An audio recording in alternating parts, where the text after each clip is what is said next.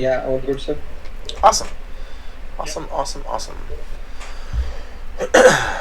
Okay, so last week we introduced PHP. This week we're going to get a little bit more into it. Now this course runs fairly, I'm not going to say slow, but it takes it easy. We do baby steps, right? Because we're getting into some interesting concepts that are going to take a little bit for you to wrap your head around. So I want to take it delicately because PHP, while it can be fairly easy to learn, can have some quirks that can be a little difficult, especially when it's your first kind of loose language that you've been working with. I know you guys have worked with Java, and I don't know if, I think some of you have done C# and stuff, but I mean, those languages are strict, right? And they have fundamental rule sets, whereas PHP is a lot looser, and that can sometimes be daunting for new programmers to PHP. Anyways, hopefully you guys were able to do the quiz. I did take a look on Sunday, and it looked like most of you had done it. It looked like the average grade was about a 95, so I don't think it was too difficult. I imagine some of you took the opportunity to do, your second attempt at it, if Blackboard didn't crap out on you. So that's good. So yeah, if you didn't have a chance to do it, it will be late now because it's after 7 o'clock. Unless you've talked to me prior to this, but just keep that in mind. It's a small deduction of 10%, but just keep that in mind. Do get them done, though, because they add up, right? They add up pretty quickly, actually, towards your final marks. So definitely make sure you're getting them done. Cool. So last week, let's just do a quick review. Last week, we talked about what we're going to do in the course. I introduced myself and who I am. We installed our tool sets, right? So some of us installed VS Code, maybe some of us are already using IDEs that we like. I'm using VS Code, and all the shortcut keys and stuff like that I will introduce from VS Code. We talked a little bit about client side versus server side, but like a 30,000 foot view kind of thing. We talked a little bit about servers and how they pertain to us, because we are using multiple servers. We're using the Apache server to deliver our website, and we're using the MySQL server in order to serve our database that we're going to connect to and work with. We installed the WAMP tool set, right, which actually provides us with Apache, MySQL, and PHP, plus the environment to work with those technologies. And for the most part, I think everybody was connected up pretty good. I did have one student reach out saying they were still getting an orange light, but that was indicating that MySQL wasn't working.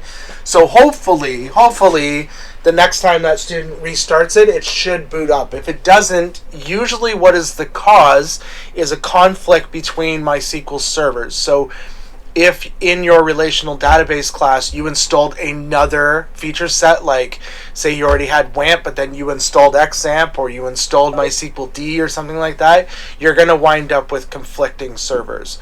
So that might cause an issue. Hopefully you guys didn't do that, though. Hopefully you heeded my advice on the Monday and just left it as WAMP. Anyways, we all ran WAMP for the first time and made sure that WAMP was actually working. We set up our file location. I showed you guys where to find your files.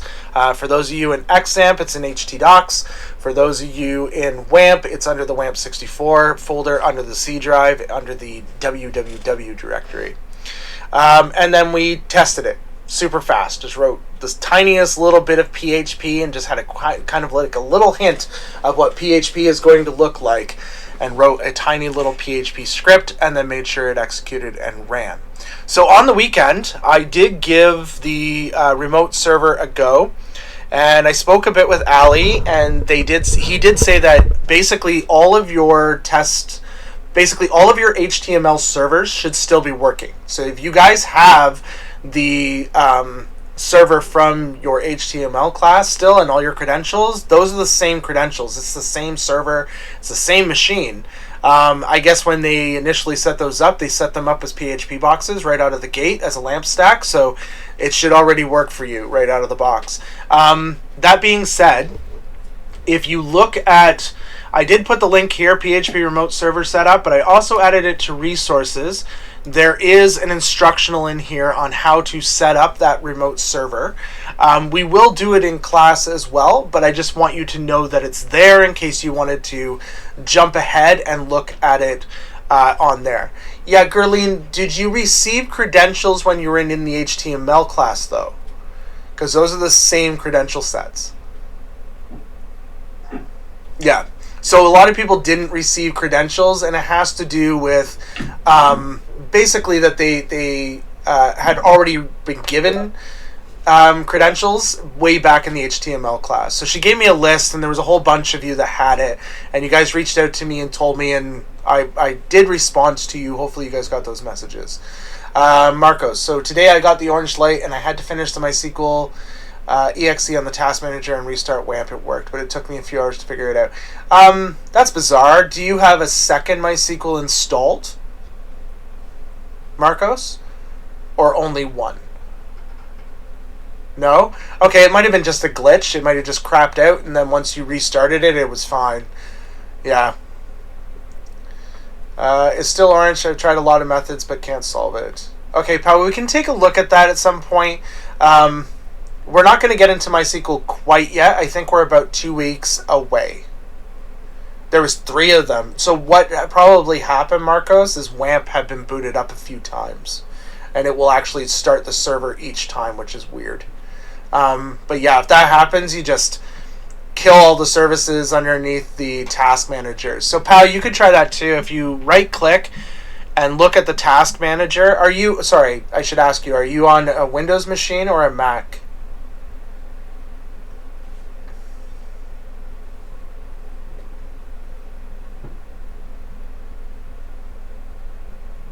Windows? Okay, so you want to choose Task Manager. And in Task Manager, there is a thing here. It will say more details here, right? So you'll only see like a couple of things, but if you click more details, it'll show you all the processes running on your Windows machine.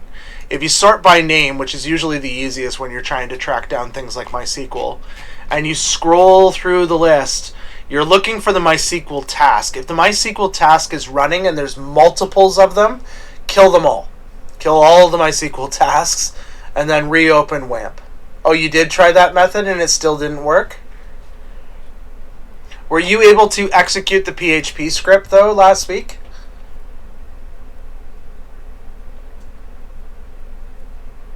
Okay, then when we get to the MySQL lesson, maybe we'll set a time just before class to go over and see what's wrong, okay? We'll just do a remote connection and we'll see what's wrong. Yeah, no worries. Okay, cool. So, tonight is exciting. So I wanted to mention, under the resources, I also have a setup Git and GitHub thing.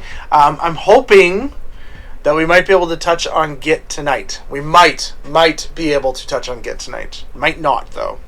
But we'll see. Okay, cool. We're going to be talking about arrays and passing data. And you might be like, a whole class on arrays? That's because arrays are such a huge fundamental part of PHP. They are our main source of data I/O, right? So we're going to be using them for input and output of data. When we first started off, it's basically just input stuff that we're going to be working with. But later on, we are going to work with transferring self-describing data, such as JSON or XML, and those both require us to take these arrays and convert their structures into those things. They're known as self-describing data. So we'll convert them to self-describing data. So there is a lesson plan there. There's also a set of starter files. So if you want to go ahead and download that set of starter files, it'll come down pretty quick. It should be called studentexample.zip. Once you have those, go ahead and open up the containing file folder, which for me is my downloads folder.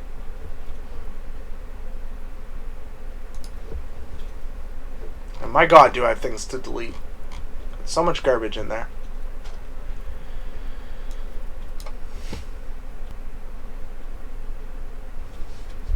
So we should extract it. It's going to extract into another folder. It'll extract into the student example folder, which is fine. So we'll just extract it into the student example folder. And then if you double click in, you'll see all the files in there that we're going to need. So we're going to take all these files, or we can even just come out and actually just click on this folder here. Let me just make sure I'm not in a folder. Yeah, we'll click on this folder and we're going to right click and choose to copy, or Control C on your keyboard. Now we're going to open up WAMP, or you can open up XAMPP if that's what you're using. So I just hit my Windows key and I type in the WAMP server and I open it up. If you already have it running, don't open it again. Need to remove Microsoft Teams. I don't use it. I'm going to wait for the little symbol to turn green, if it ever does. Yeah, no, none of you are running yet.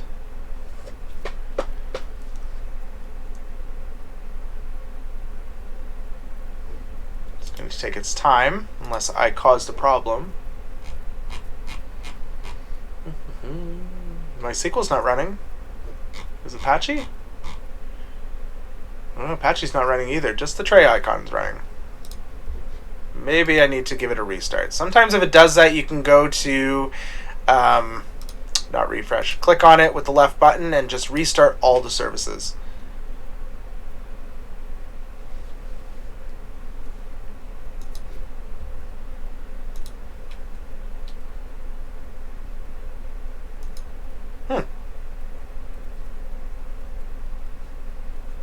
Oh, was there?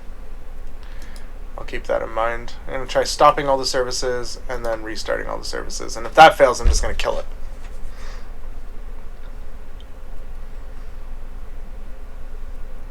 Yep, it seems to have an issue with running it. So I'm going to exit out and try to reopen it and see if that'll fix the problem.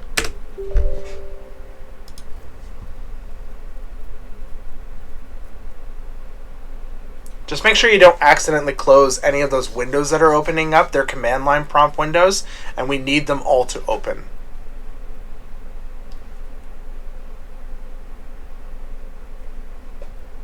Did it stay red for you, Joshua, or did it go orange?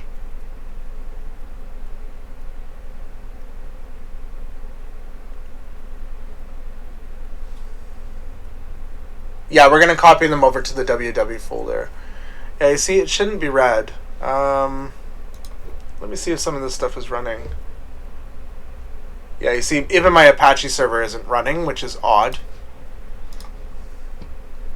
That's good that yours is green. Let me just check and see if I have a log that's pointing to an error. Oh, it's starting up, or it's attempting to. Today's not the 18th, though. There's no errors there. Let me see if Apache shows access log. That's not today. That's all from the 18th. That's really weird that it's just not working at all. Restart all services.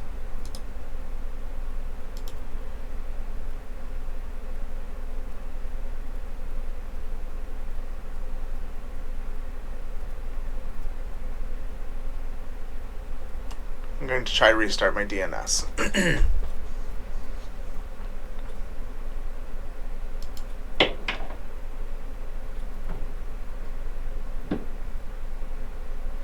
Nope, nope, nope, nope. Change at Apache. No. No, no, no, no. Alright. I'm going to reinstall all services. We'll see what happens then. Yes, allow access. That worked. yeah, exactly. That entirely worked. Okay. Whatever I had done must have just deep sixed the directory. All right. For those of you that are in WAMP, if you click on the WAMP icon, you can actually get to the www directory from the menu. So just left click on the WAMP icon and then click on the www directory, and it will open it automatically for you, which is kind of handy. For those of you in XAMPP, I think it does the same. I think there is a link in there somewhere for it. Then we're going to open up the comp1006 directory we created last week. And I'm going to create a new folder called Lesson 02, like so. And then I'm going to transfer these files that are in the student example over to the Lesson 2 folder, like so. And then after that, I think I'm just going to delete, because I don't want any of this stuff that's in here. I'm just going to delete it all. Empty my recycle bin and just keep my directory nice and clean. So you should have the lesson files under your C drive, WAMP64, www directory, comp1006, lesson 2 folder is where everything should be. If you're using WAMP. If you're using XAMP, it'll be under the, if you're on Windows, it'll be C drive, XAMP, htdocs, I believe it is. comp1006 lesson 2, and if you're in Mac, then you would have had to mount the drive, and again, it'll be in the htdocs. Alright, I'm going to right click in this directory and choose to open with code, which will open this folder in VS Code for me. Now, if you don't do it that way, what you can do is just open up your code IDE, like your editor, and then open up the folder directly using open folder and navigate to it and open it up. Another thing we're going to want to do is we're going to want to be able to see the changes that we're making and see what they're doing for us. So I'm going to open up a tab and put it over to the left side of the screen for myself. And I'm going to just shrink this a little bit because it doesn't need to be super big. And I'm going to navigate to localhost all by itself and hit enter. And that should be the WAMP server. Now I want to access the comp2068 directory, so I'm going to go /comp-2068 and hit enter. And it's going to say not found, which is fine. And then I'm going to go /lesson-02. And it's going to say not found because I don't have any index file in here yet. And that's okay as well. I have had students in the past say that it's difficult to get to this file. So what they do is they copy this path, like so, and they paste it in here, and then all they do is change the beginning part of it to say local host, and that works as well. Well, I must have been in the wrong path because now I can actually see the directory. Oh, it's 1006, not 2068. I'm sorry. I did change this to 1006. I think I told you guys. I know, because I had just finished teaching Comp 2068. It's not Comp 2068. Your course code is Comp 1006. So if you guys want to rename your directory, please do. Comp 2068 is Advanced JavaScript Frameworks. I mean, we can teach that tonight if you really want to learn advanced frameworks. But I doubt you do. Let's learn to crawl before we learn to walk, so to speak.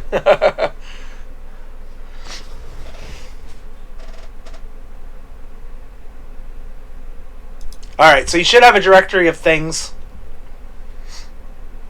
And if you click on the variables.php, that's where we're going to start.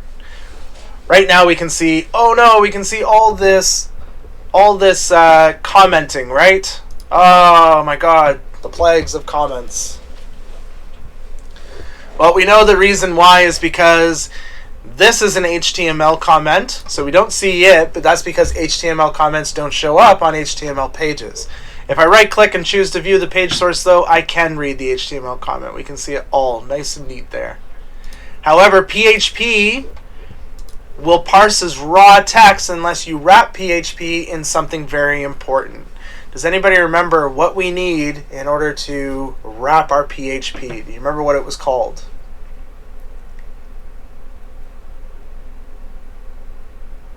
Yes, that's exactly it. What's that thing called? Manjinder, what is that called? A PHP, yes, tags work. I like tags. But when we consider what it's encompassing, we call it it starts with a B. Yes, a block. It's a block. So we're going to wrap all of this in our PHP block. So we're going to, on line 20 here, we're going to write PHP, like so. The opening tag. Can you guys see my screen okay, or do you need me to increase?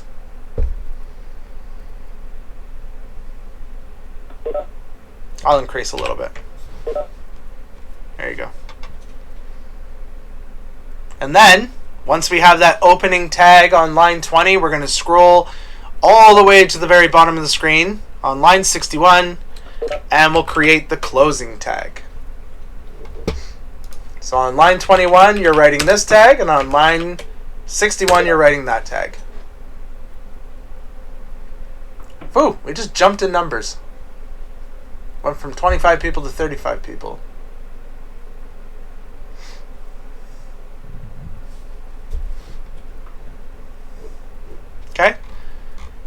So for those of you that just showed up, we have downloaded the starter files, put the starter files in our www directory on our WAMP server, and we're now working in the variables file. So let's talk a little bit about variables.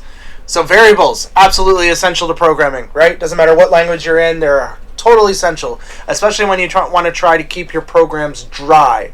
That might be a new term. Does anybody know what dry means? It's an acronym. So it's DRY, all capitals. Does anybody know what that acronym stands for? Thank you, Una. That's exactly what it stands for. Don't repeat yourself. You don't want to repeat yourself in programming. If you find yourself writing a line of code more than once, you should definitely be turning around and taking it and making it modular so that you can use it again and again, right? Does anybody know why we want to keep our applications dry? Why do we not want to repeat ourselves? I don't know if it matters, Jonathan. It should be, based on the theme, it shouldn't matter. Yes, readability, that's one thing. Yes, waste time, that is true. Reusability, that's a big one too. Readability, reusability. Yep, it is definitely better for memory. It's definitely more efficient. Clarity, absolutely. Yes, programs can become heavy, and as a result, they become very hard to what? Debug, yep. But there's another word I'm looking for. It starts with an M. Exactly. Thank you, Jesse. Maintain.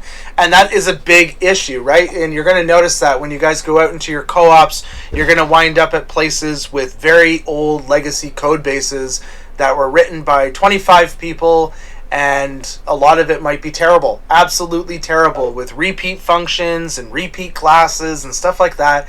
And you're going to get in there, and that's going to be your job. Your job day one as a junior developer will be to maintain. You'll be a support developer likely, and you will have to go figure out where the problems are.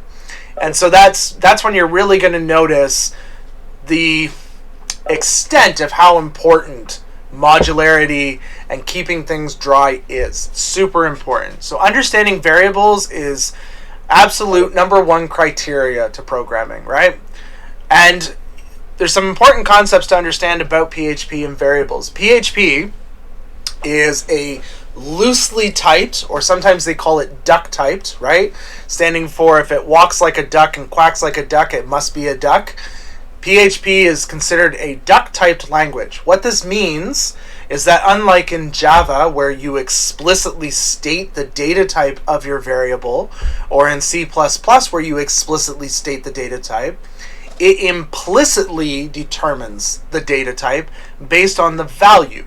So instead of defining a variable by saying, hey, this variable is string, and this is its name, and this is its value, PHP only requires the name of the variable and the value. And then from that information, it will determine the data type that it is storing. But it gets worse. Not only will it implicitly determine it, you can also modify the value and the data type at a future time, after it's already been declared.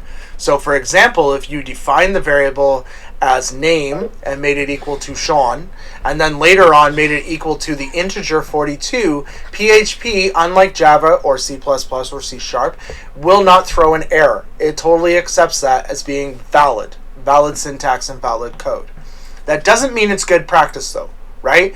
Once you declare a variable and you give it data, you as a programmer should maintain that data type. That makes your code more readable, and it definitely makes it easier to debug and maintain. So there are practices that you need to apply on your own, right? Just as a programmer. All right, so step one, create a PHP block. Well, we knocked that out of the park. So let's go to step two. In case you have forgotten, this is a multi-line comment. Now that should be nice and easy to remember because the multi-line comments in Java are written the same way. They begin with a slash and an asterisk, and they end with an asterisk and a slash. So it should be super easy to remember.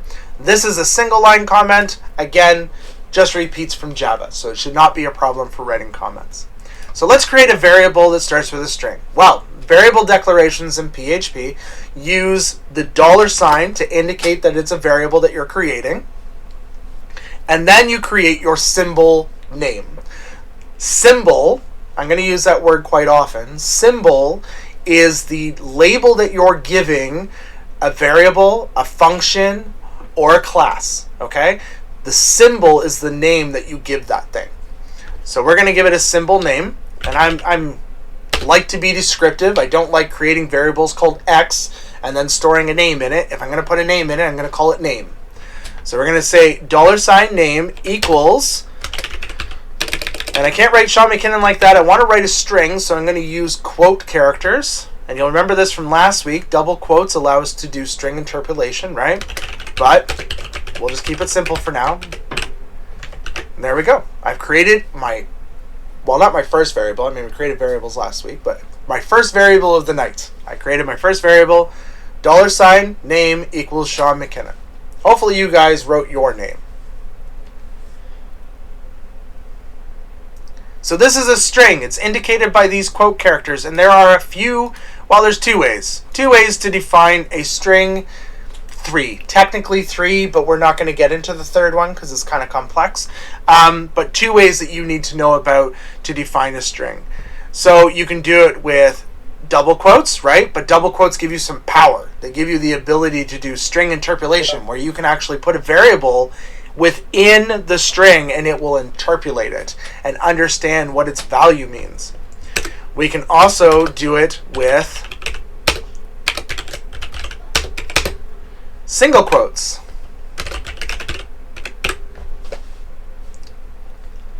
Single quotes are string literals, meaning that they will not interpolate at all. It is literally exactly what it sees within the quote characters. It will not attempt to parse it. These are, for those of you that like to benchmark and make things quicker, single quotes are, in full honesty, faster than double quotes in PHP because you avoid the interpolation step. So you don't need to worry about interpolation, so they are faster. Negligibly, though. Not super faster. Interpolation. Good question. I'll show you what interpolation is. Let's take a look at the full name together as one name. We could do it like this, like peasants, right? Let's write it like peasants. Do-de-do. I don't know what interpolation is, so I'm going to write this like a peasant. There we go, right? So that's concatenation. We know what concatenation is, right? But we are not peasants. We know what interpolation is, so let's write it like we would if we were to write interpolation.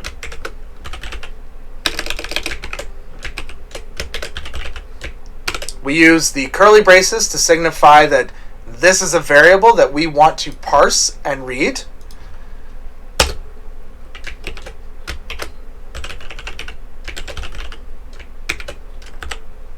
And again, this is a variable we want to parse and read. And this space will be picked up as string literal.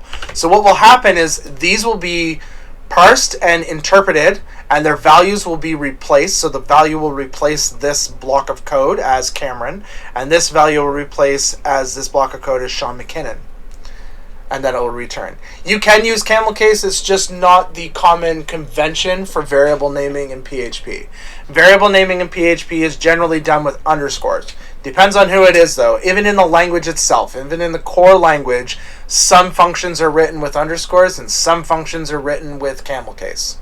So one of the biggest issues with PHP is inconsistency. So that's cool. We can do it with double quotes, but we have to remember that that's using string interpolation, so there is a cost. String literals are single quotes, which means there's no interpolation, so it's an automatic just output of whatever you have. We can use concatenation to be able to combine strings together, or we can take full advantage of string interpolation to combine strings together. Either one will work. The other thing you'll notice is I can reassign values without any cost. Just do it on the fly. So replacing the variable with its value inside the string, variable initialization is interpolation.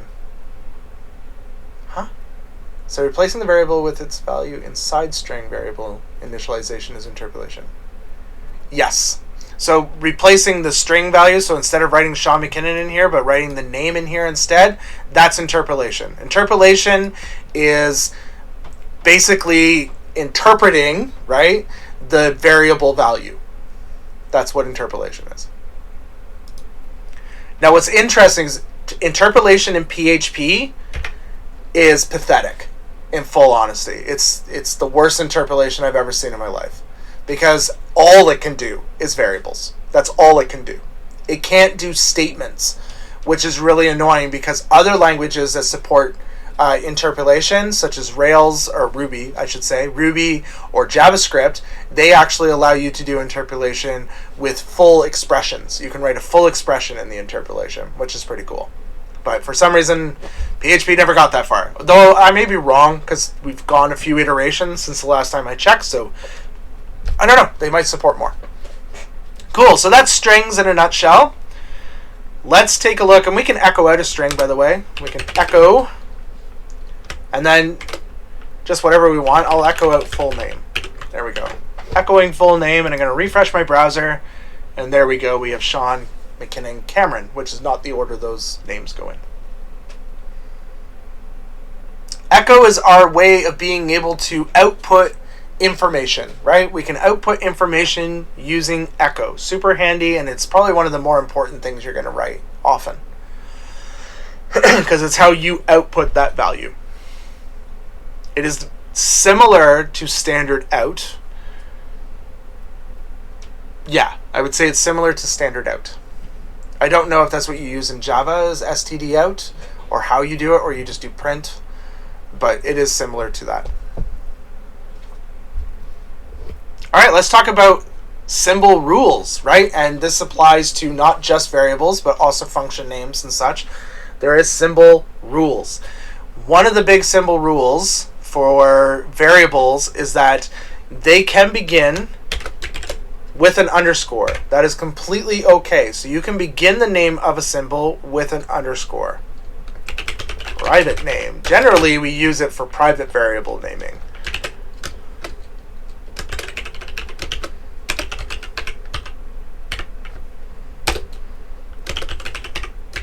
There. I don't think I would ever name somebody Butterscotch. You never know, though. So you can begin it with an underscore, but the general convention is if it's an underscore, it's usually a private variable. That's a convention, though. That's not necessarily a rule. PHP obviously supports integer assignment.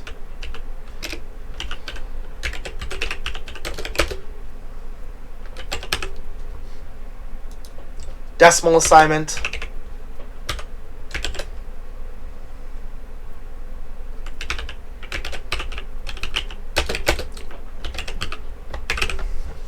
Right? But these two things, it doesn't matter. I could take INSI BITSI and reassign 10.5 to it, and it would totally accept that. It doesn't care. I could also take Deck the Halls and reassign it as well.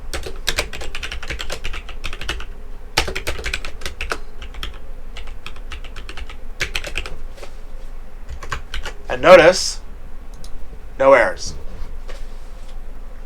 Ah, thanks.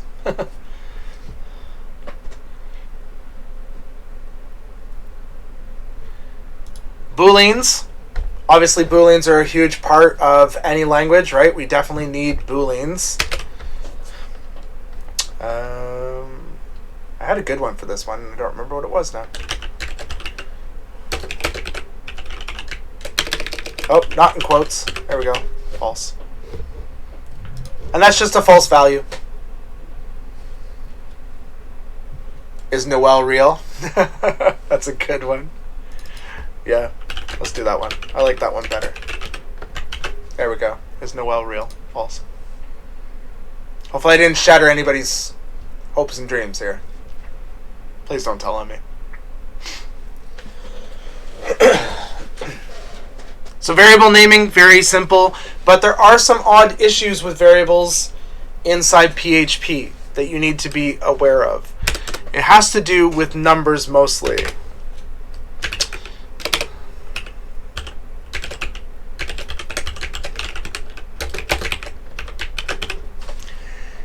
Is that a number? Don't pay so much attention to the variable as the syntax, or the value as the syntax. You think it's a number? Does anybody disagree with Manjinder? No, it's a string? Yep. I would agree it is both in the world of PHP. Unfortunately, in PHP, a number contained within a string still maintains its ability to be a number. So let me show you what I mean.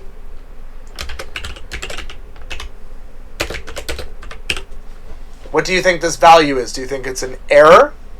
Or do you think it will be equal to 25? 25?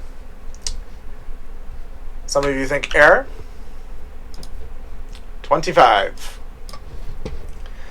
The reason is that PHP will automatically take the 5 and the fact that you're using the multiplication operator, immediately cast this to a number under the hood without you even being aware of it happening, and make the assessment. Evaluate it and return back the value. So it's kind of annoying that it does that, but it's something that you need to be aware of. What about strings like 1 and 5? Will it try to use the numbers? No. What it does instead, if you do that, if you go 1 and 5 times 5 or something like that, right? So something bizarre, I think it blows up. Yes. So you get a non-well-formed numeric value encountered. So what happened is it tried to cast 1 and 5 and got returned back nan, which is not a number, and then tried to multiply nan by 5, which resulted in an error. So it just wouldn't allow it to happen. So there are things you can do. You can cast it, explicitly cast it, which would make it so that when it gets cast, it gets treated as a number, and then you can then multiply it. That's usually the better way to go. So we'll comment that out just so you guys can have that. And I assume spaces would get the same error then. What do you mean by spaces? Give me an example.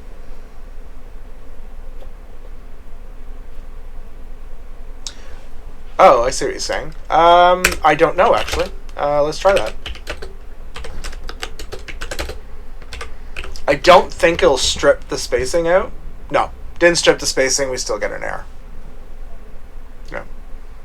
We also get 5, incidentally, which is odd. And incidentally, even though this is an error, it's a warning, actually. It's a notice warning. So this would not appear in your production.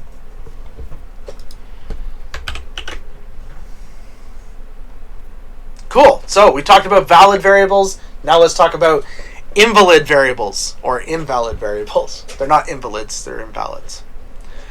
So these following variable declarations will result in an error every single time. Never fail. Symbol names cannot have dashes. So we're defining a variable, so let's use a $, right? Not valid equals no dashes allowed. That shouldn't seem different to you. Now we're getting an error. Like we're getting a parse error, right? Unexpected equals sign. What are you doing? It's freaking out, and it's freaking out because, one, it just found an operator. And you're trying to subtract a command. And it's like, wait, this variable's not even defined yet. So it has no idea what's happening. You've just created absolute mass chaos. So what do we do with that? Well, for now, we'll comment it out. Like all good programmers, we just comment out our crappy code. Next thing we're going to do, spaces, not valid, equals no spaces. Can't use spaces. Why? Because, again, we have a variable and we're technically trying to access it because we have an equal sign here of all weird places. And then we're trying to call a command. So this should likely throw that weird, unexpected valid. It's like, what is this thing doing here? So it freaks out and gets mad. Let's get rid of it. Let's try the next one. Symbols cannot begin with a number. That's a big one. 1, not valid. Cannot begin with a num. Nope. Syntax error, unexpected 1. And I'm not entirely sure why that's the case. I was told a long time ago that it had something to do with memory addressing, But it's like that in all languages. Every single language there is, you cannot begin with a number. I've never seen a language yet that you can. Maybe you guys have, but I haven't. So let's get rid of that one. And then the last one, this is my favorite.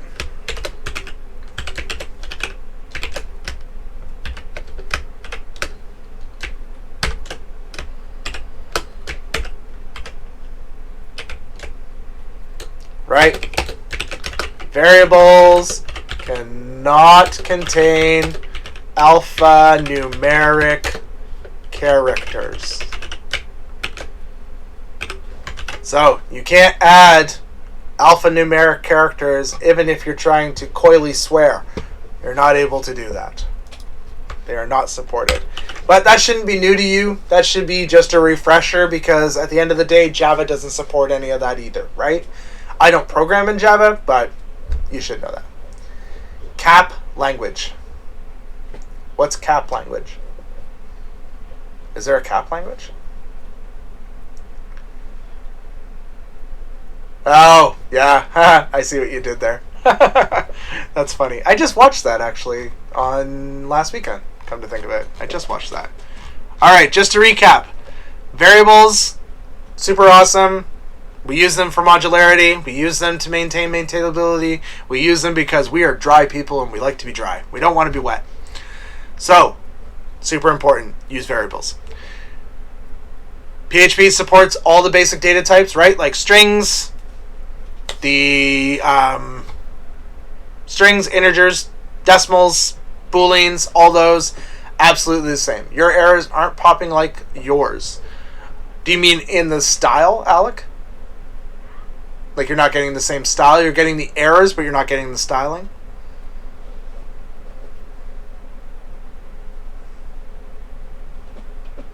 Oh, you're just not getting any errors at all. It's possibly debugging is turned off. Are you using XAMPP?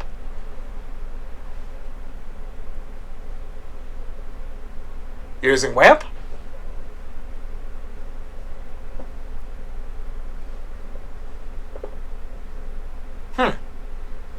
It sounds like debugging is not working. Specifically debugging. There is a place to turn it on. I'm trying to remember where it is. Right here. So if you click on it and go to PHP and then PHP extensions, PHP _ xdebug 2.9.6 should be turned on.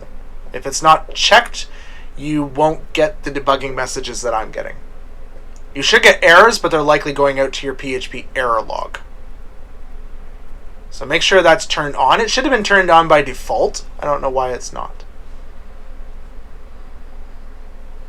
It is on? Then I have no idea why you're not getting errors. Are you refreshing the browser after we do things? Nope. Yeah, cool beans. That is bizarre. Try reinstalling services. Ginger's go-to. Just reinstall the services. If anything is screwing up, reinstall the services. That fixes it every time. It's like the classic. Do you guys watch IT Crowd? In IT Crowd, have you tried turning it off and on again? That's what it is, basically. It's the PHP version of that. All right, awesome. We have powered through variables. Any questions about variables at all? Any questions? No. All right. Yeah, I didn't think there would be many. I mean, variables, pretty simple stuff, right? Let's talk about arrays. I mean, that's the big topic. Arrays, super fundamental in PHP. So fundamental. I mean, there's lots of them. It has to do with how arrays are used in PHP. That's kind of the thing. But I won't get to the good bits yet. Hold on. Let's first create a PHP block. On line 9, an opening PHP tag. And then on line 69, a closing PHP tag.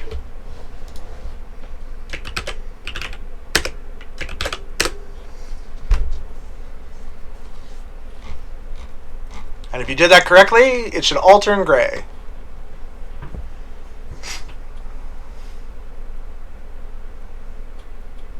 So, Like I said, arrays, fundamental in PHP, as they allow us to store lists of datas as your data. Datas is not a word. Any data type can be stored in an array in PHP, though, which is something to think about. So not just strings, right? Not just numbers, not just integers, not just decimals, not just booleans, right? They can actually store a mix of data. So you can have names, numbers, and booleans all in the same array. Okay, so just keep that in mind. And just like variables, you don't have to declare the data type of the array before you initialize it. In fact, you never declare it because it's implicitly set. It's actually implicitly set per indice, which is odd. So let's take a look at this. So we created our PHP block. Now we're going to create an array using a function. So we're going to call it my array. I mean, why not? It's explanatory. And we call the function array. This is now an empty array. We just created an empty array. Congratulations. Step 2b, or not to be. We are going to create an array in the shorthand way. This is my way of creating an array. So I'm going to call it myr again because, I mean, why not? And it's just 2 square brackets, the opening and closing square brackets, and bam. We have created an array just using the operator. Woohoo!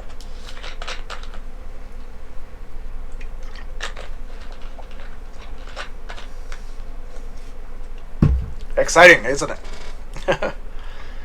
How about creating an array with initial values, right? Let's take a look at the array function, right?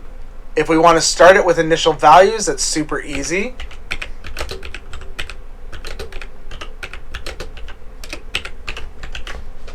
There we go. It has a bunch of values in it. The array will be created, and all those values will be a part of the array. And then doing the same thing with the shorthand, it's really just the same idea.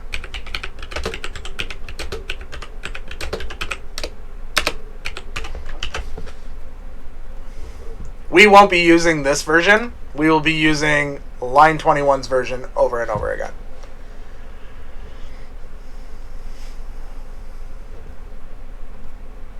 Let's take a look at what the array would look like if we were outputted to the screen. Now, it may seem like you would just echo it out, but unfortunately, echo will only ever deal with a solid string. It won't deal with any complex data structures like an array. So what we need to do instead is var dump it. And then we just put in the variable that we want to dump out, like so. And then if we refresh our screen, oh, we need to be on the right file. Let's change to the right file, so arrays.php. We can see what the array looks like. If you echo that, it will throw an error.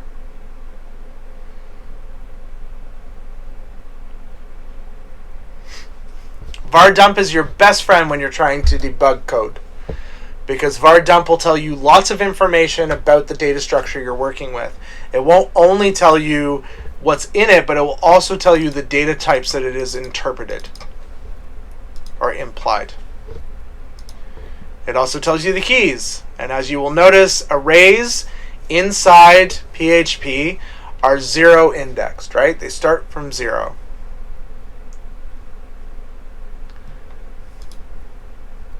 But you guys all know that, don't you? Everybody knows that most arrays start with 0. I can't even think of a programming language where it doesn't. Step 3a. Arrays can have a list of any values of any data types. And that is entirely true. Let's create an array here. So true, I mean, why not? Sean, sure. 42, why not? And 35.63, whatever, or 25.63, that works too. I don't even know what the random number's for. That is a valid array in PHP. Not a valid array in many other languages, but it is a valid array in PHP and JavaScript, incidentally. And we can demonstrate that. I mean, we know how to var dump, right? And what I will often do is just short this to dump, and I will tell you, hey, dump that value. When I say dump that value, I mean type var dump. There we go. See? Boolean. Oh, true. I love this color coding. It's really pretty. String Sean, integer 42, float 25.63. Bum-ba-da-da. Super exciting, eh? Arrays. Step 3b, adding a value to the end of the already created an array. So I want to add a value to the end of the array. And the way I do that is I use an array function called array push. I then just tell it what array I want to work with. So my array as the first argument. And then the second argument is the thing I want to push. And I can either push another array on, or I can just push the one value. So I like cats. And then we can dump that value so we can see that it was added. And sure enough, I like cats has been added to our array. But because pushing onto an array is so very, very common, we have a shorthand version of it. Is a function of the array class? No, it's actually not. No, it's just a library function. However, I think what we're about to do is a function of the array class. So here's my array, and I'm going to shorthand add cats to it. So I add this operator, the equal sign, and I think this operator is an overridden function for the array class that causes it to allow pushing to happen. So basically what happens is when I add in, I also like dogs, like so, it will auto take this, run array push on it under the hood, and then shove it onto the array. So while this is not a part of the array class, this is a part of the array class. I believe. I don't know for sure, but I'm pretty confident that that's how it's working. It is a C-based language. That's something to consider. So there you go. I also like cats and dogs. So we'll be using this shorthand version as opposed to this version because I don't find that as readable. Even though it explicitly states what it's doing. I just find the other one better. It's better. Speaking of array functions, array, unshift. So does anybody want to guess what unshift does?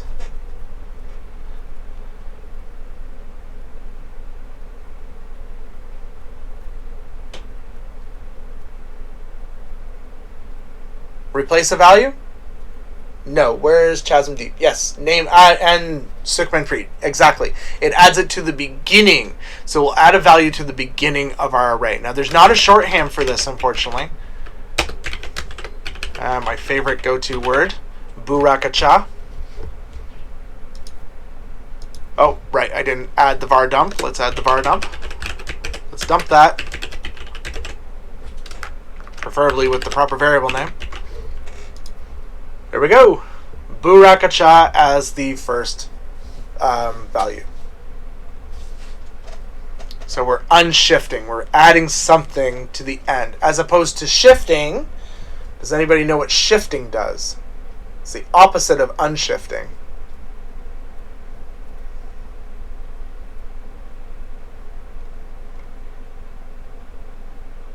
No. Not adding. Exactly, it removes from the beginning. Dun da da da. All right, let's take a look at how to access Sean from the my array. So if I want to access this value, all I have to do is figure out what index number it is. Yeah, it is crazy. It's totally crazy. It's batch, right? Anyway, so we want my R, and what index number am I going to reference to access Sean? Yep, we're going to access 1. That's great. So why don't we just echo it out? I mean, it will result in a string. So 1 in here. Whoops. Cancel that. There we go. Let's save that and refresh. Oh, it outputted 1 for me. Wait, why did it output 1? No, hold on. Haha. Why did it output 1? Let's see how fast you can grab what we've been doing here. Yes, we added things. We added things, and now it is no longer at 1. What index number is it added? Or what index number should it be? 2. Yep, it should be 2. There we go. Now it says Sean. We're super smart. Outputting an entire array cannot be done with the echo function. We already covered that, right? What do we use to echo out the array? What's the command that we're using? Because we can't echo it, so what do we do instead? That's right, we dump it. We var dump it. Line 49, there's this stray semicolon that, thank God, is not causing an error. Let's take a look at nested arrays, right? Because, I mean, making a single layer array is fine, but nested arrays are even better, right? We love nested arrays. My nested array. Weird that that was already defined. Just square brackets. We'll start off with the square brackets. But here's something you can do that's cool. Bam, look at that. We have split the brackets apart so we can make them cleaner and easier to read. So I'm going to add my age, my name, and then an array of my hobbies. I'm going to split those apart. Boom. Oh, look at this nesting. It's beautiful. Diablo. I was going to say 3D printing, but my 3D printer is not here anymore, so now I've been lasering. And other nerd things. Very cool. Let's add a var dump so we can see what our nested array looks like, because it's such an interesting object to look at. Neat, eh? So it shows our integer, our string, and then we notice that index 2 points to the fact that it's a new array containing 3 elements inside of it, and all 3 are strings. It even tells you the length of the string. It gives you tons of information about it. So now if I want to access something from it, say I want to access lasering from the nested array, how would I access lasering? Let's see if you guys can kind of just figure it out. Think about how we access Sean and then logically arrive at it. No, not var dash dump. Oh, that was 2 minutes ago. Sorry, Thomas. 2, 1. What would the syntax look like, Chaz?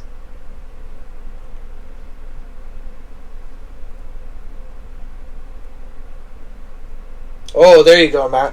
Awesome. Let's do that. Echo $ my nested R, right? 2 bracket 1. Save that, refresh that. Oh, we're golden. We've got lasering.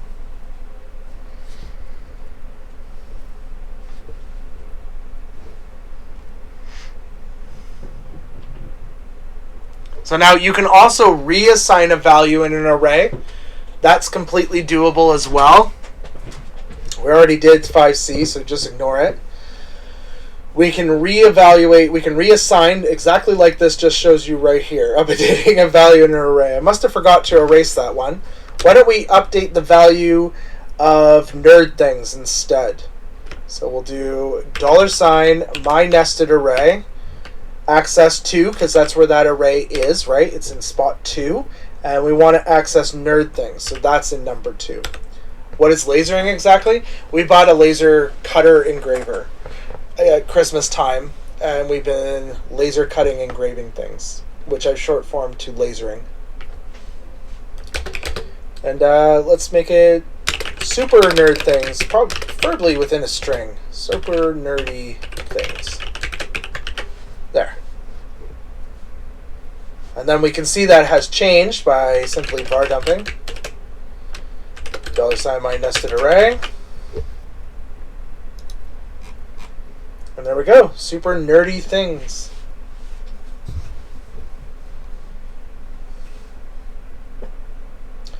Now, often you're going to want to delete items from an array. That is super important. So understanding how to remove items is easy. We've already talked about this one. Removing an item from the beginning of an array. Does anybody want to take a wild guess of what the command might be to remove an item from the beginning of an array? I'll give you the first starting part of it. Array underscore shift. That's right. And then we want to add the part, our array. And we just need the array. We don't give it any extra values because it's just popping off. Sorry, not popping. It's shifting off whatever the first element is. So the first element is int42. So now we should be able to var dump that. And we should see that int42 is now missing. It's gone.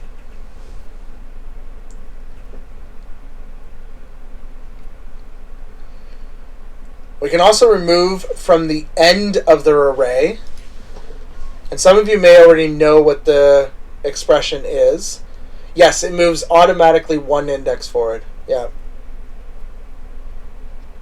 So to remove from the end of the array, we do something called a pop. There's a lot of array functions. We're only touching just a few of them. Yeah, exactly, Jesse.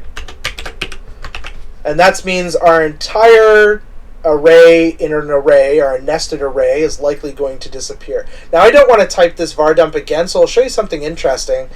If you're on Windows and you're in VS Code, I'm not sure about other IDEs, but if you're in Windows and on VS Code, you can hold the Alt key down, make sure you're on the line that you want to affect, hold the Alt key down, and press your down arrow, and you can move the line down.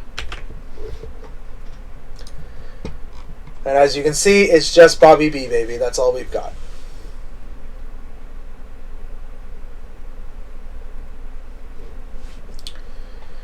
We need more things in our array. We've kind of lost all the things in our array, so now we need more things in our array. So why don't we add some more things to our array? Let's just do $myNestedArray, square brackets, equals, and we'll add a bracket of things. There we go. Why don't we add 2, actually? We'll add 2.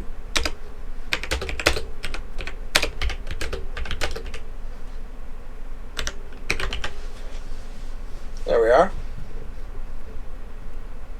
And we'll move this down so we can see what we've done here. So now we have an array that contains Bobby B, a nested array that contains ABC, and a nested array that contains 1, 3, 4. And now I want to remove a specific item from an array. I want to remove the alphabet letters here, ABC, from the array. So we're going to use something called array splice. And that will actually delete it from the original array. Now this is destructive, meaning that the array, the original array, will be affected. So if you do a splice, it will destruct the original array and remove those elements from it, and there's no getting them back. If you don't want to do this destructively, you can use slice, and slice will actually just return those elements to you that you want to slice out, but won't damage the original array. We want to go full-blown, just destroy it. Let's give it the thing we want to affect, so my nested array. Then we need the index to start from. So we have to say, where do we want to start the slice from? Well, I want to start it at index 1. So that's this index here. And then I have to say the number of items that I want to splice. Well, I only want to splice 1 item. Or do I? Or do I want to splice 0 items? Yes, I want to splice 1 item. I think that's how it works. We'll find out in a second here. I might be wrong. That might be a 0. So the name of the array, the index number you want to start from, and the number of items you want to remove. And then we're going to var dump $myNestedArray. And we'll refresh. And sure enough, it worked. ABC is gone. We destroyed it. Now, if you wanted to affect the nested array and get rid of something in the nested array, you would have to provide the array slice in here, the nested point that you want to access. That would be the only way to do it. There's no way in the array splice to change that. However, there is an optional fourth argument to array splice that will allow you to add something in replacement of. So doing that, you could actually insert something into the array even without deleting something. So we're going to do that as our last thing. We're going to do array splice, pass it the myNestedArray. We're going to start at index 0. We're not going to remove anything, so 0 things removed. And we're going to add in, I don't know, what do we want to add in? Let's add in an H1. H1, 42, H1. I just recently turned 42, so I'm happy to say that my age is now the life, the universe, and everything, which is super exciting. Let's var dump that nested array, make sure everything works. Boom. We have the new value, but it's in the wrong spot. So maybe I wanted to start at index 1 then, and then try it. Yes, that's correct. We wanted to start at index 1. And I mean, it's an H1, so why not just echo it out properly? Like, why are we being amateurs here?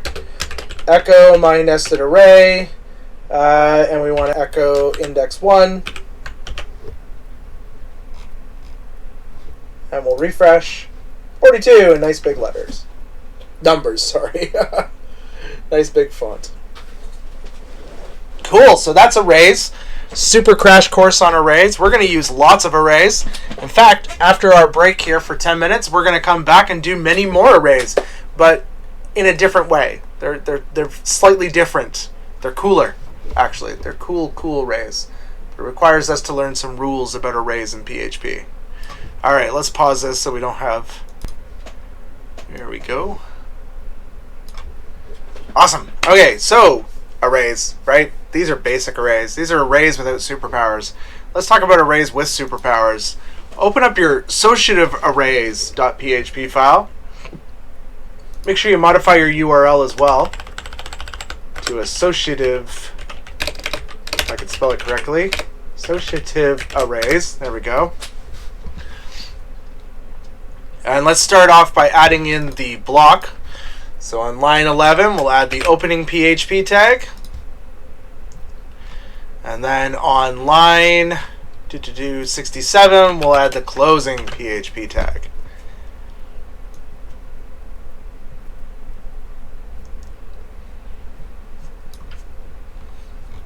All right. Let's start off by saying the number one rule about arrays in PHP. All arrays in PHP are associative arrays. Doesn't matter whether they have numbers in them or not. This implies that the key, or the index, right? The index that you guys have been looking at, 0, 1, 2, 3, 4, that index, it's also known as a key, does not have to be a number. Instead, it can be a string. So it can be a label. And I realize that this works more like dictionaries would work. However, this is very common with PHP. What will happen is if you don't define keys for PHP, it will auto-create them and imply that you want them to be numerical indexes. But you can override that by defining them as actual labels.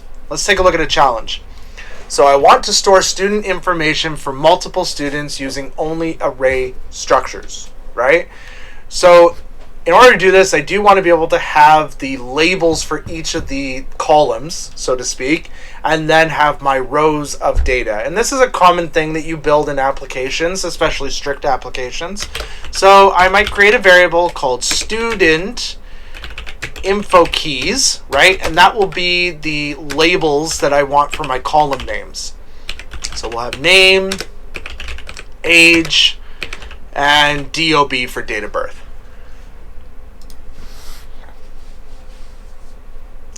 Now I want my list of student information. So I'll create another variable and store an array in it. And this one, I'll do a few here. Well, it's actually an array of arrays because I need multiple students. So we'll have Sean McKinnon, 42, with my birth date, 1978. And then we'll do Goggin Deep, Car, 23. And we'll say their birthday is 01/02/1997. I think I actually have a Goggin Deep in this class. Yes, I do. It's the third Goggin Deep I've had in my time of teaching. Sam Whitaker, 20, 05/17/1999. There we go. 3 students. So now here's the thing. If I wanted to build a HTML table, what I would have to do is first I would have to iterate over student info keys and take all those labels and put them out into the table.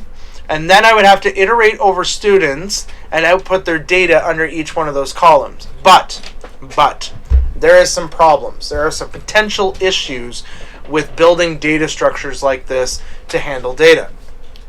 One of the issues, order is absolutely imperative. The order that these values are returned in have to be the same.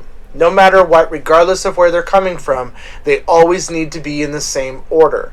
If the age was first in line 1, but second in line 2, it will wind up with the age being under the name column, which would be a problem, obviously. The second thing is quantity is crucial. You can only have 3 values in each of these columns. If a column has more than 3 values, it will break our application, because what will happen is it will iterate over till it runs out of the values and wind up on the next line, and then iterate more. That's not working for us, right? We could make it so that it only iterates over the first 3 and then changes over to the next line, but we need to understand that that's also not very efficient, because then we're building in clauses that basically have to count, right? There's better ways. There's much better ways, and the much better way is known as an associative array. What an associative array will allow us to do is actually assign a label to these values, so we don't need the student keys thing at all anymore, and instead we can just label the values inside our columns. So let me show you how this same thing would look as an associative array. So I'm going to copy this students block that you see here and hit Control-C.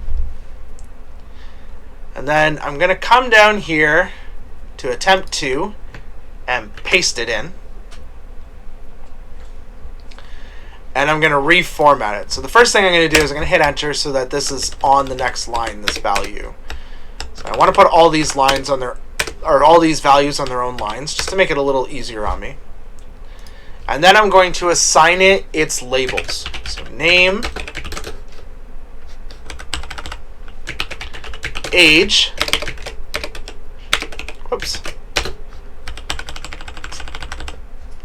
and DOB.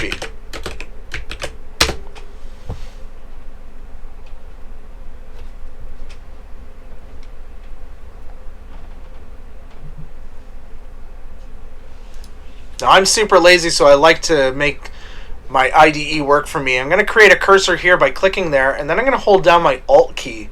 I'm going to click in front of the 23, in front of the date, and then in front of the last thing. So I have 4 blinking cursors, and then I'm going to hit Enter. And they're all going to move down, and then I'm just going to select these guys and tab them in.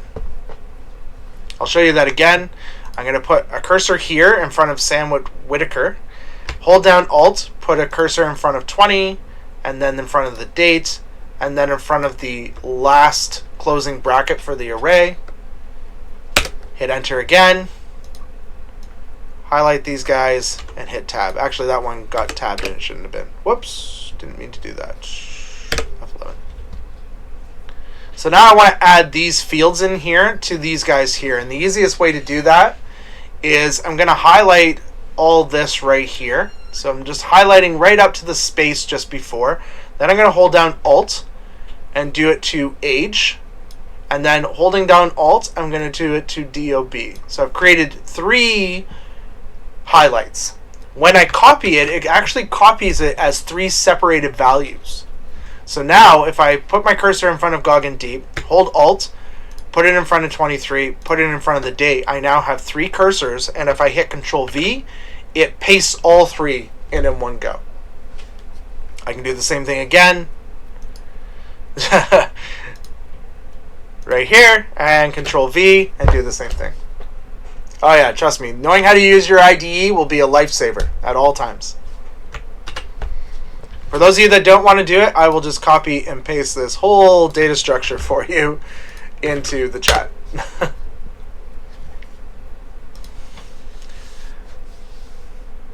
So, why is this effective? Well, this is effective because does order matter anymore? Absolutely not.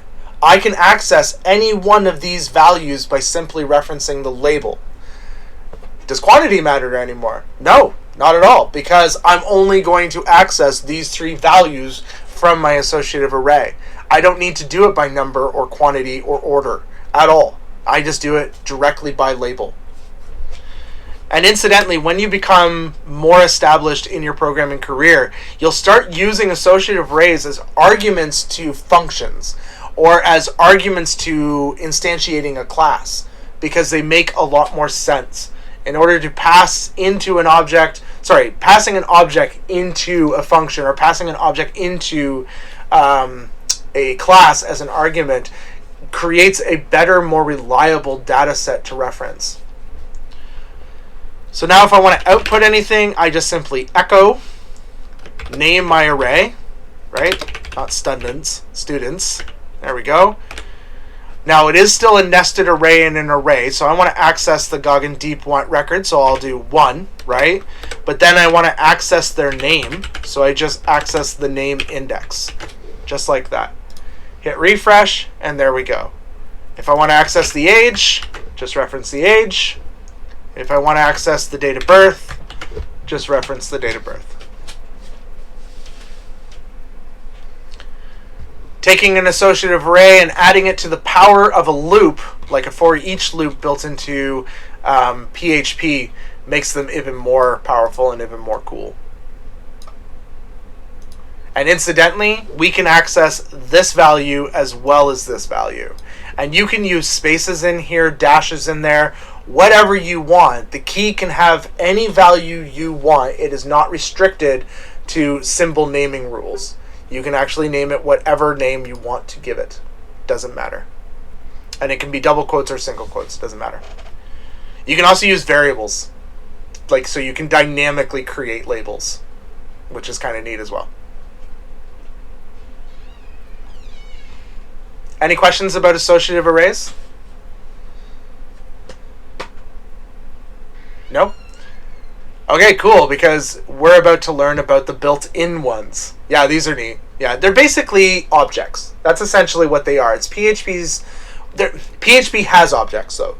But before they ever had objects, because PHP didn't start as a Nuke language, it became a Nuke language later on in its life. But it's always had associative arrays. And associative arrays were kind of its answer to objects. Not even objects, structs. It was basically their answer to structs. And that's what we get. We get this kind of thing. But they are cool, and they're used quite deeply inside PHP. So deeply, in fact, that brings us to introducing superglobals. It sounds like a superhero name, doesn't it? So what are superglobals? Well, superglobals are PHP predefined global associative arrays. They're automatically created when your application executes. The second your application boots, you wind up with all these superglobals. They just exist all of a sudden. And there's a whole bunch of different ones. There's request, get, and post, and they generally deal with data from your user. So request actually is an alias for both get and post, whereas get is specifically only for things that are submitted via like a link, and post is for things explicitly submitted by a form. It's a little bit more in depth than that, but we'll just surface touch it for now. This means that when a person like clicks submit on your link, you can actually add values into the link and then grab those values from the link and process them, which is pretty cool. Some superglobals, however, also create persistence. So the web is, as we know, it's well, maybe you don't know, but it's stateless, meaning that between page after page you don't maintain values. There's no way to keep values from page to page. However, with a server, you have that ability.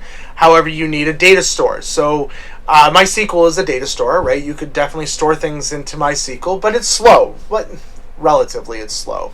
So there's got to be a better way for that, a way to store things in memory for temporary storage so that you can use it later. And that's when we come into the superglobal session.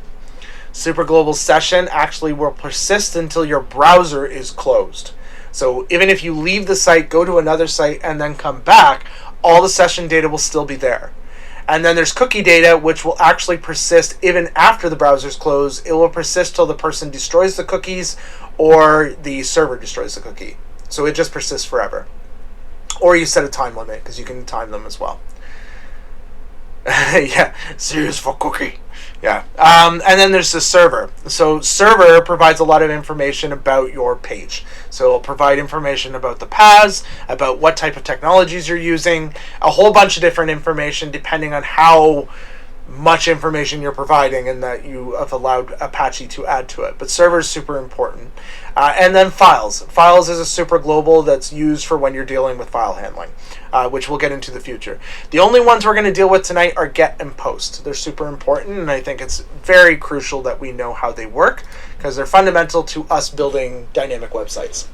So let's take a look first at get. So I'm going to share this screen with you.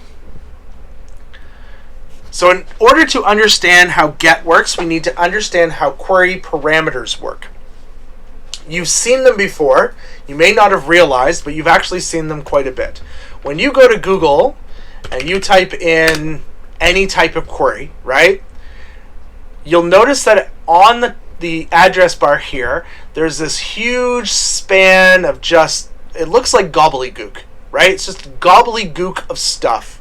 And it seems like it's like makes no sense. Like, what is all this crap that's up there?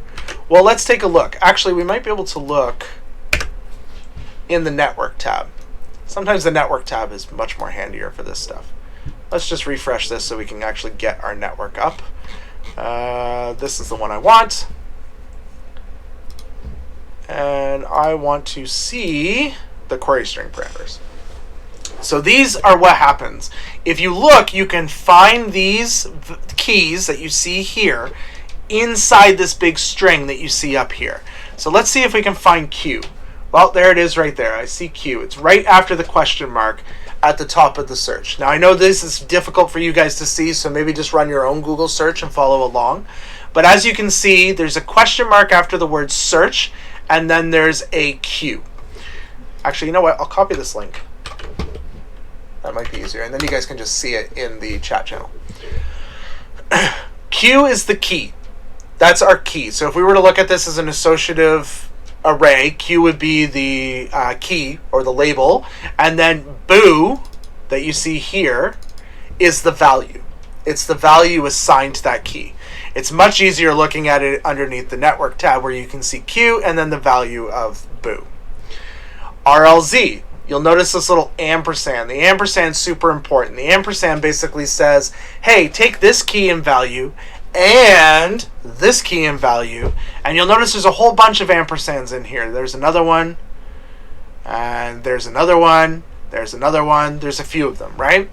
So it says, take Q and boo, so the key and the value, and RLZ and this weird value, and OQ and this value, and so on and so forth, until it builds out the whole query string. Your browser, when it interprets it, it actually creates this little data object and then sends this data object as a part of its request to your server. What PHP does is it takes that data object and it turns it into an associative array called $_get. And that has all the values that you're looking for as a part of the associative array. This little diagram kind of breaks it down a little better to understand, so maybe take a look at that. But it should help make it, I made it last year, obviously, because it says 41, but it makes it a little simpler to grasp what you're looking at. So there's a few fundamental operators in there that you need to know. The question mark that indicates what follows is a query string. So that question mark is super important because without the question mark, it won't interpret this as a query string. So you have to have the question mark. Then it says a query string is a pattern that the browser will decode into a set of key value pairs, which we already talked about, right? When we have more than one key value pair, we separate them with these ampersands. That allows us to create more than one key value, right? So that's how we separated age and married. So now, when we look at this whole path as an array, we can see that it breaks it down just like I said, just like an associative array. So we get name, age, married, and then the 3 values. If it was the Google query, it would be Q, OQ, RLZ, and their values. Right? Notice how each key in the associative array maps 1 to 1 with the keys in the query string. So if you had name here, it will be name in the associative array. It's not going to be something different. It's a 1 to 1 mapping with what you see in the associative array. Okay? It gets more complex when we look at a form, but I also have a nice little diagram for that as well. So why don't we open up the get.php as well as get.php in here. And once again, we have to create some PHP blocks. So it's on line 28 this time. We start the PHP block, and then we close it, weirdly enough, on line 30. So just one line coverage. Or line 31, depending on where you want to close it.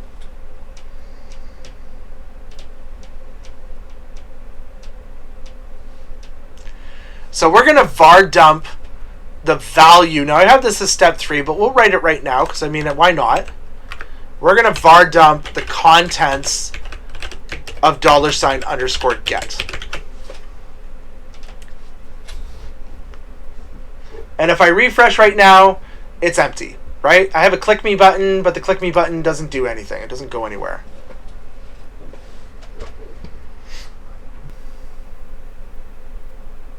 All right, still with me? Can I move on a little bit? Is anybody still typing that code out? I don't want to lose anybody. All right, we're going to scroll. We're scrolling. I want to modify this URL path, right? You guys know how anchor links work, right? Does the case matter in this $_get? Yes, it does. So if the string value is name with a capital N, that is different than name with a lowercase n. Those are very different. So yes, it's 100% important. I know it can be confusing because it's strings, but the best concept to take in Java or in any programming language is that everything is literal and all case matters at all times. That'll just make your life so much easier. All right, so this link, right now this link is just a basic link to get.php, which is the name of the thing that we're doing. We're using a relative path. I don't know how familiar you guys are with paths, but this is a relative path. It basically says start where we are. That's what the dot means. So start in this folder, and then access this file within that current point. So that's get.php. So we're literally just posting back, sorry, not posting, we're getting back our own page. So when we click me, it just literally loads get.php again. We're going to add some extra information to the end of this. We're going to add a query string. So write a question mark. And then write some information about yourself. So I'm going to use the example text that I have just so you guys are following along still. So I'm going to write Sean, and I can use a space here. That's fine. I don't need to try to create any fancy things for it. So I've written name equals Sean McKinnon. So name is my key and Sean McKinnon is my value. The equal sign signifies the separation between the key and the value. So I'm going to save that. I'm going to refresh my screen. And now if I hover over click me, you'll notice down here, if you look down here at the bottom of the page, you'll see that the link that gets generated is get.php question name equals Sean McKinnon. If I click that, it's going to populate those values up in our address bar. So I'm going to click it. Now you can see they're up here, but you'll notice what magic has happened. The get associative array now has a key and a value located inside of it. Let's add another one. So to add another one, I just simply add the ampersand after this one and create a new key value pair. So I'll do age equals 42. And I'll save that. If I refresh, because I have to refresh so that it updates the link, now I can see that the link has changed, and if I click it, I now get that extra piece of information. And if I want to add another value to it, I'll just add another ampersand, married equals true, like so. And I'll refresh and click me, and sure enough, it does it again. However, I want you to notice something extremely important. What are the data types of all the values that you see? Right. Can you see a problem with that?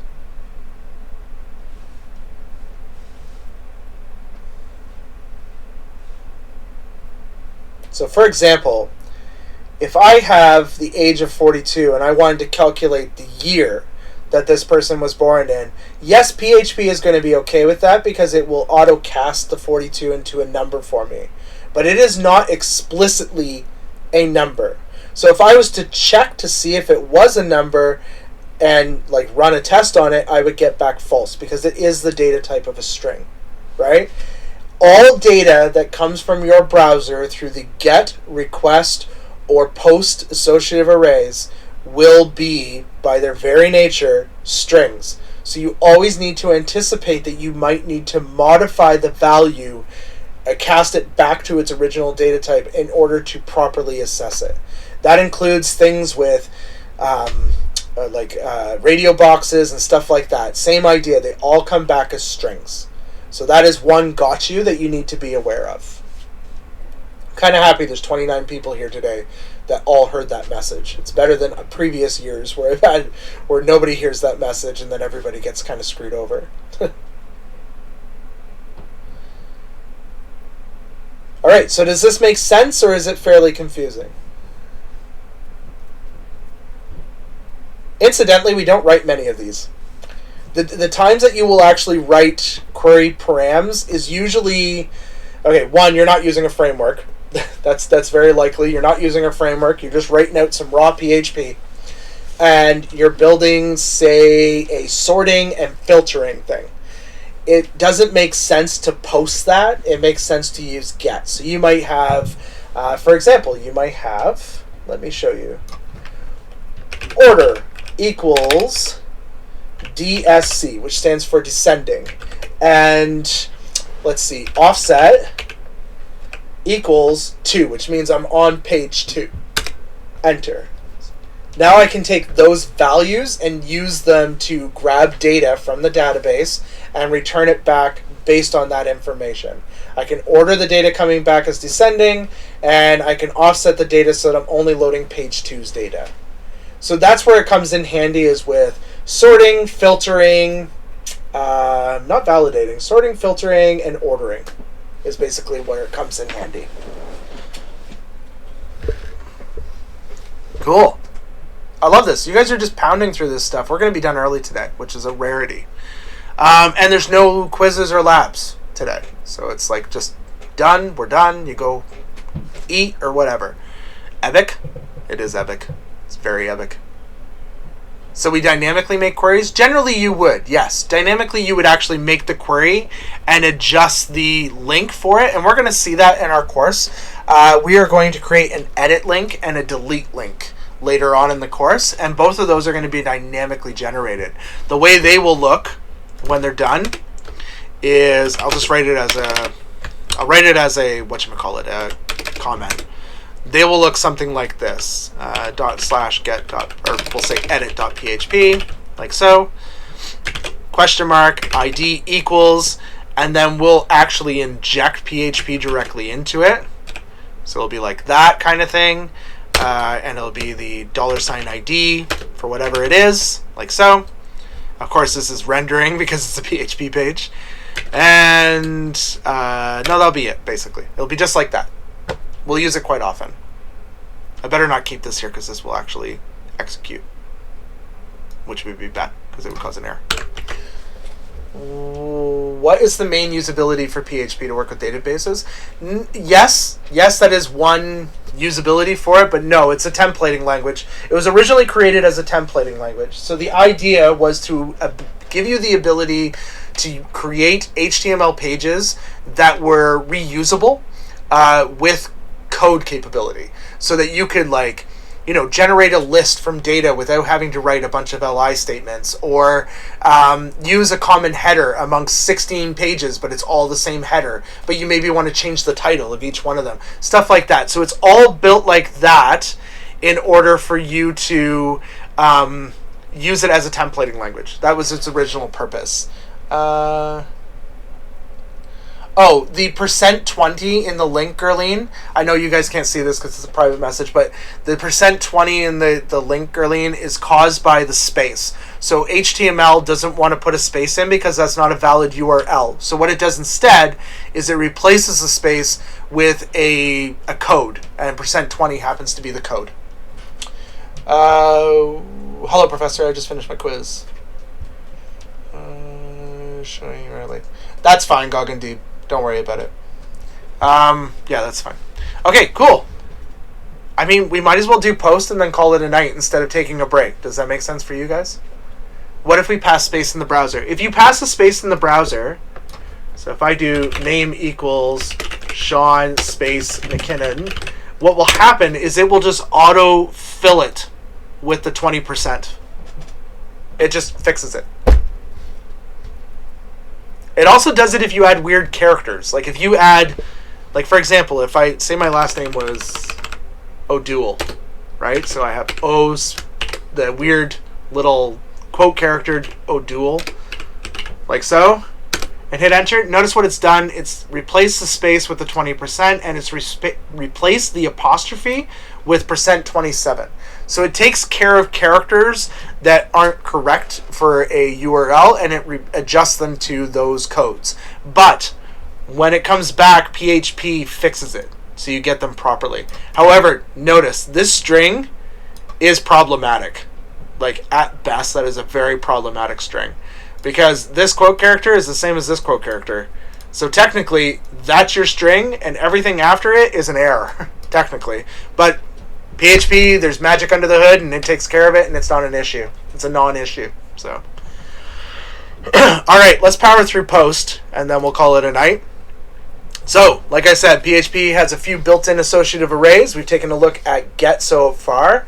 Yes, let's get over it with post too. Right, get over it. Ha ha ha. So post, what does it allow us to do? It allows us to retrieve the body parameters from a request. So we've looked at the query parameters. Now we want to access body parameters.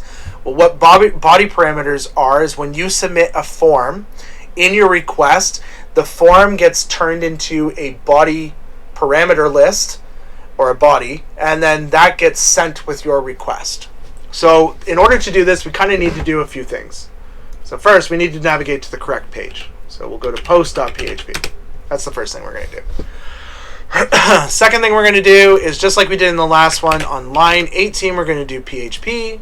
On line 21 we will close it. And on line 20 we will var dump, but this time we're going to var dump _ post.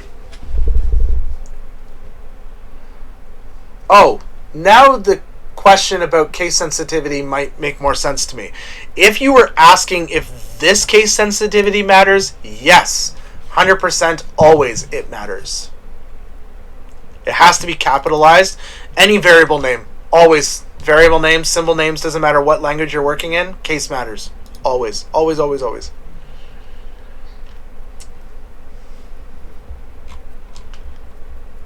Alright, so in order for us to submit a post, and this isn't actually true, we don't need a form.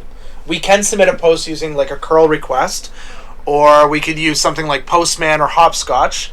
But I don't feel like breaking the whole class tonight. So we'll just use a form, because that makes it super simple for us. Now, forms by default do not post, though. I'm not sure if you knew that. Forms by default do not post. They actually send a query string. So let's take a look at that first before we look at what happens with a post. So we'll scroll down and we're going to create a very simple form. So I'm going to create form, like so, which usually self-closes. Why is it not self-closing? That's annoying. So there's my form. I'm going to create some divs just because I like some kind of structure. And I'll create a label, and we'll say it's for name. And we'll add the label for name. If you don't want to type out this form, I will post it for you. And we'll give an input, and it's type text. And its name is name. So that's super important when we're working with PHP or anything like that. We need to make sure we give our inputs the name attribute with some sort of name. Now I'm super lazy, so what I'm going to do is I'm going to highlight these 4 lines. I'm going to hold Alt and Shift and press down, and that will duplicate the whole thing for me. And I'm going to do that 3 times actually. Alt, Shift, and down again, and make another block. Now name here, I want to also affect the name over here, so I'm going to hold down Alt and double click again, so both of them are selected. And I'm going to change that to age, change this to, is it number? I think it's type number. I could be wrong, hold on. Yep, there it is, cool. And then I'll change this to age. There we go. Do it again, Alt, bam, and this one will be married. However, I've got the wrong input type for this one, because the input type for this one should actually be a radio, and we're going to give it the name, not capitalized. I don't know why I capitalized that. It would be married like so. There we go. But we're going to give it them values. So we're going to duplicate this one, and they will have different values. So this one will be true, and this one will be false. And then obviously we're going to need a button. I mean, we always need buttons. Buttons for days, and we're going to make it equal to submit. Submit. Button. There we go. 2-second form. I'll copy and paste this for you guys.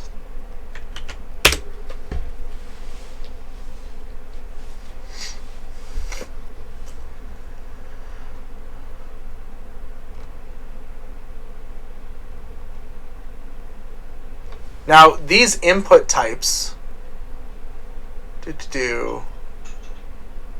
don't have labels, I think, when I refresh. Yeah, it just says married, and it just says that. I think we actually need to write a label beside them. In other words, you don't see anything. Yeah, there we go. Not the cleanest looking form. Definitely web 1.0. So now here's the thing. If I fill out this form with my name, so Sean McKinnon, age is 42, married is yes, and I click submit, what's going to happen is it's going to perform a GET request. Because I haven't given it a place to go to, it's just going to submit it right back to the same page it's currently on. So if I click submit, sure enough, there's post.php, name equals Sean plus McKinnon this time, so it uses a concatenator for it, which is weird. Age plus 42 just 42, and married equals true. So everything kind of got added up into here, but it wasn't a post. And we know that because we're outputting the value of the post associative array, but it's not outputting on the page, we still get empty. And that's because it's adding it to the get array. If we look at F12 and we look at the network tab, and I refresh this, we can actually see that in our query string parameters. We have query string parameters, which is already our first sign that something's gone wrong. And we can see that we have those values under there. So that's already an issue. We shouldn't have those values under there. So let's take a look at how we would actually post this. So the first thing we need to do is we need to give it a method. So we're going to give it a method of post. That automatically overrides the GET request and forces it to post to the page that we want it to post to. Post and method are known as HTTP request methods. There's actually a bunch of them. There's a whole pile of them. But the most common ones that are used are get and post. When you start working with frameworks, you might get introduced to a few others, like put, patch, delete. But for the most part, you'll only ever use get and post. Get is made for usually just querying data. So anything you're trying to read. So if you're trying to access data just for reading, you generally use the get request method. However, if you're going to manipulate data, such as mutate it or delete it or create it, then you should always be using post. It's intended for mutating data. That's its purpose. However, people mix and match them all the time, but that's not what I would recommend doing. The network box on the page? Yep. So if you're on the page and you hit F12 on your keyboard, up here in your tabs, you should be able to find the network tab. And then when you first load it, it won't show those pages. You have to refresh, and then you should see the pages load. The top one here where it says post.php is our page. If we click on it and you click on headers, you can see the headers that are loaded. You can collapse them because they're probably wide open. Just collapse them by clicking the little arrow beside them, and then you can see the query string parameters. All right, so we fixed this with method equals post. I'm going to try typing in my name again. Age is 42. Married is yes. Submit. And sure enough, there we go. It posted back to our page. We have the correct info in here. Even if I was to remove all of this query string, right, and type in my name again, click yes and click submit, notice I still get that data, though we can't see it. So that is one thing that you will see commonly on the internet. Why do I use post over get? And one of the common things that people say is security. It's secure. It's more secure. Arguably, yes, I guess it is more secure because the data that you're posting is not written up here in the address bar where somebody standing behind you could read it. But other than that, it's not completely secure. I still have access to this data. If I refresh, if I can access the network tab, I can see the data. So it does show up in the query string parameters, which is kind of interesting. But it shows up in this form data field, which is our body. This is what gets written to the post variable that we send off to the endpoint. Oh, that's why, because it came back up because I refreshed the page. That's funny. But yeah, so this is our body request. So no, it's not more secure. You should never rely on it for that reason. The reason why you use post is because you're mutating data. You're using get when you're reading data. That's how that works. What else? There was one other thing. Oh, don't rely on this automatically posting back to the page because sometimes it won't. Sometimes we have to force it to post back to the page. And in order to force it to post back to the page, we have to provide an action. So let's add an action, and that will introduce our last super global for the night. We can't break the way HTML is written. We have to use these quote characters because that's how attributes are defined in side HTML. But what we can do is write PHP inside our HTML as well. So I want to echo this out, and I could write this as PHP echo, but remember we had that shorthand version. Does anybody remember the shorthand version of the echo statement? Do you remember the syntax for it? Yes, thank you, Manjinder. That's exactly what it is. It's this. That's the shorthand version of it. And now I can write whatever statement I want to output. So $_server, so another associative array, but this one contains a value in it that I want called PHP self. PHP self will actually be the link to the current page I'm on. If I want to see that, all I have to do is refresh the page. Oh, this brings me to another point. When you post, unless you redirect directly after, you will continue to post to the page every time you hit refresh. I'm going to right click and choose to view the page source. And as you can see, the action is this address location. That's what PHP self brought back. And it's an absolute URL, directly from the root of our server all the way into the value. Cool. So get and post, we are going to use often. Like, so often it's not even funny. Like, ridiculous amounts. So, for example, next week, we're going to take a look at creating and reading data with PHP and MySQL. So, those of you that are having issues with MySQL, I teach a class before this and it ends at 6. I will jump into this room right at 6. And if you are available, I'll be eating my dinner at the same time, but if you're available, please come in anywhere from 6 to 7, 6 to 6:45, and I will help you with your MySQL if you're not getting it loaded. The way you know it's not loading is you will have an orange WAMP symbol instead of a green WAMP symbol. Generally, what I will tell you right off the bat, if your MySQL is not loading, it is 99.9% sure that you have another version of MySQL running.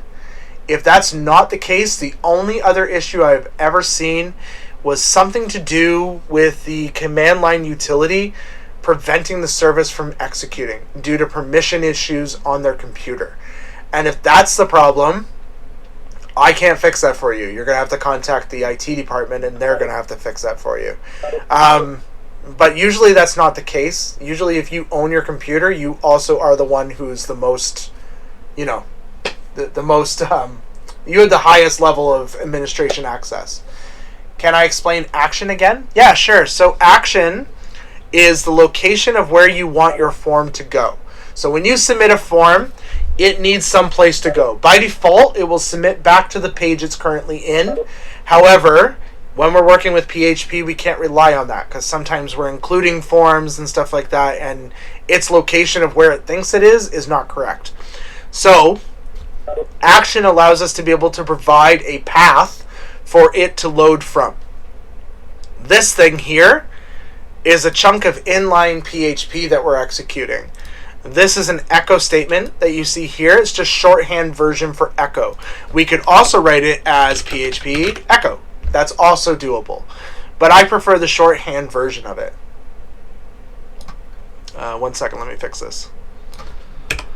This thing is just an associative, a global array that exists in PHP. PHP creates this as soon as your application instantiates Maginder. Once it's instantiated, this will have a value.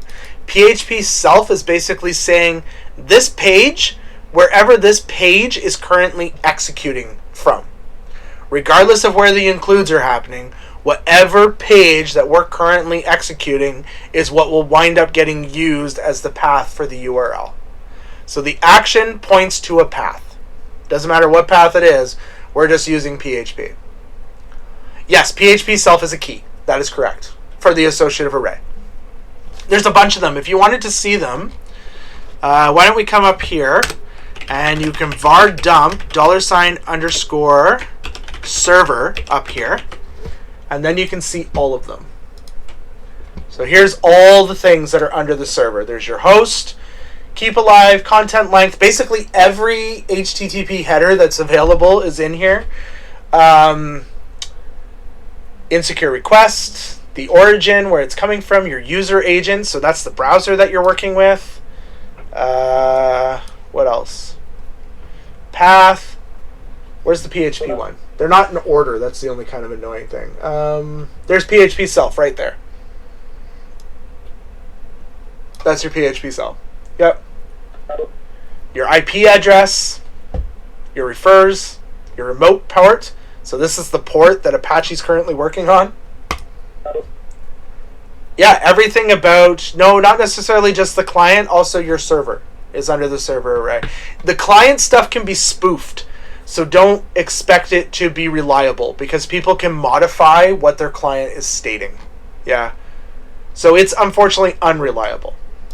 But yes, any of the server stuff should be reliable because it's your server. Cool. Marcos, will you teach how to add the form data to a SQL database? Yes, like literally next week. Yeah, 100%. That's the whole point of the class. We have to teach CRUD. Yeah. So you'll learn how to create records in the database. You'll learn how to update them and delete them as well. But not only that, you'll also learn how to create relationships in the database. So how to create an author and then associate books with that author in a completely separated table, and use PHP to be able to retrieve that stuff and rebuild it. You'll learn all how to do that. So lots of stuff. Also, user authentication. So yeah, by the time you're done, you should be able to build a full app with PHP. All right, cool. I will see everybody next week, unless anybody has any more questions for me. You guys are free to go. No quizzes, no labs.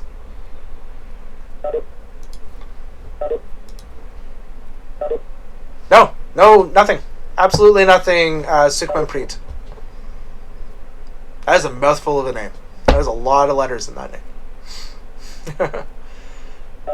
You guys too. Bye.